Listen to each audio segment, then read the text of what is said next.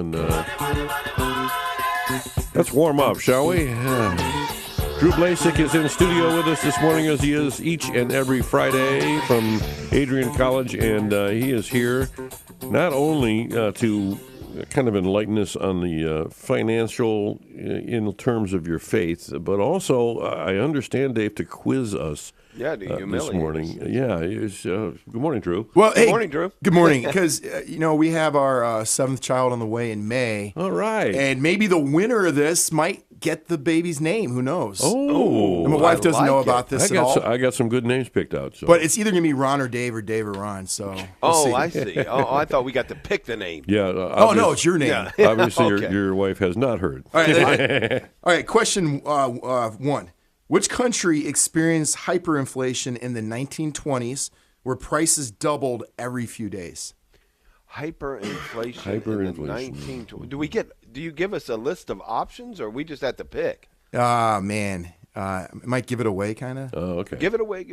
No, look, we know that Greece just went through this not that long ago. Mm-hmm. But if I was thinking 1920s, it wasn't true with us. I mean, not doubled every single day. Give me the headline one more time. Which country in the 1920s, hyperinflation, experienced it, and it doubled every few days prices? Germany? You're right. Yeah. Germany. Are you serious? Done, Ron. Germany. Talk about a stab in the dark. I believe a beer in 1913 was like 15 marks, whatever. It became trillions by 1923. Wow. It just killed the whole economy, and that's what brought in the Hitler later on. Wow. And we were, after World War I, we were responsible for really punishing them and taking. They just start printing their marks. And I actually have a 1922 mark at home. I bought it at really? Antique Mall. It's pretty cool. Wow. All right, how about this one? What does the acronym ETF stand for in investing? ETF. ETF in investing. Dave knows this one. ETF. No, I don't. I don't know what it is. Let me see. ETF is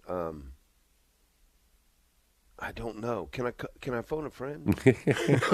I don't know. I don't know what ETF Something about is. funding transfer. Or Exchange Traded Fund. Oh, Exchange Traded Fund. All right, next question. What does the acronym FDIC stand for?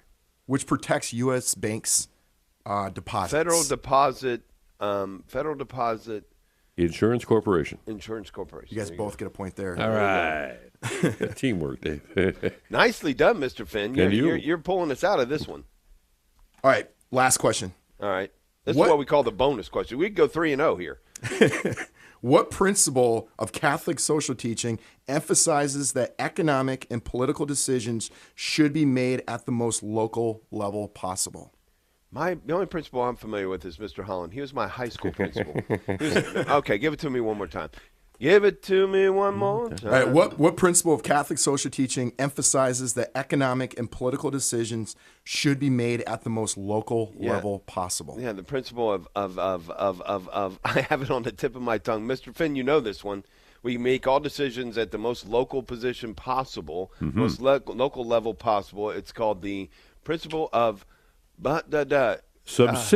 Subsidiarity. Got it. Is that it? Nice. You guys are good. There you go. Nicely done. I got to tell my wife we got a name picked out for the baby then. Yeah, but the name has to be Ron. He did, like all of them we got right. You got right, Mr. Finn. The one that we got wrong, that's very impressive. I had nothing to do with. I mean, neither one of us knew it, but you knew all three of those. Nicely done. Now, we've had Mr. some Finn. good fair, let's see, the finance chairs over the years.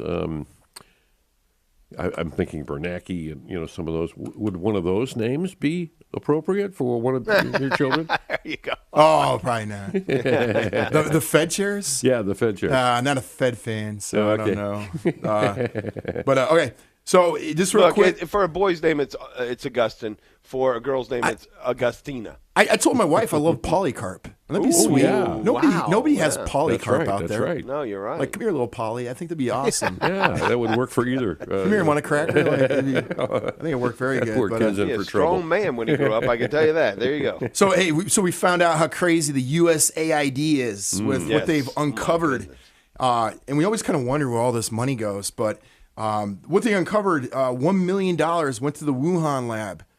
which is the one that they admitted that the virus came from, that we were funding. Not just through that, we funded other things, which is kind of crazy. Well, $20 million went to Sesame Street in Iraq.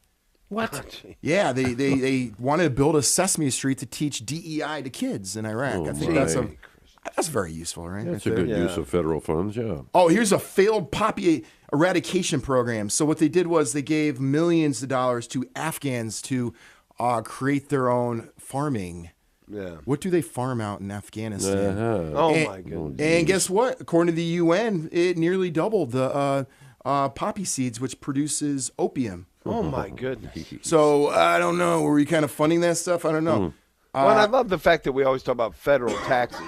You know, that's our money. This is how they're spending our money. But it was all hidden. We had no clue. Yeah. And this is just what they uncovered. At all. Wait till they get to Medicaid, Medicare, all that stuff. We don't know where the money's going. $2 million into sex changes in Guatemala.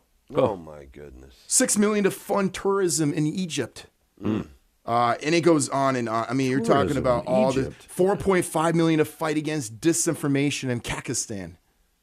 Disinformation. Government fighting disinformation. Hey, real quickly, I just want to ask you this before we go to break because we're almost there. There's this buyout option for federal employees, 8 months of salary plus benefits if you leave now. What do you think? I mean, it looks like it's going to be a pretty large number who are going to take that, and it's due now at the end of the day, Monday. You got to make your decision.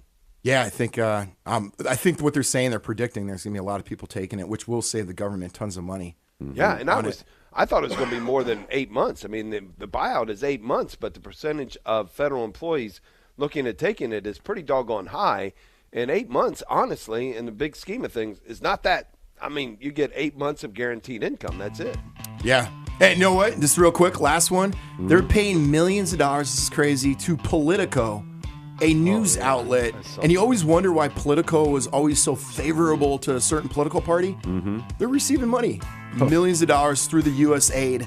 And they were buying subscriptions for thousands of dollars a month per subscription. Geez.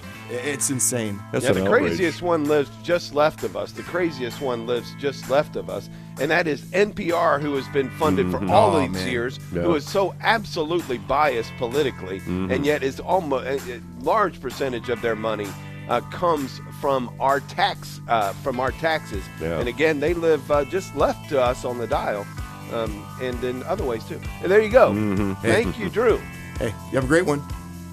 Fun segment. Thanks, Drew Blazsik. Can't wait for next week.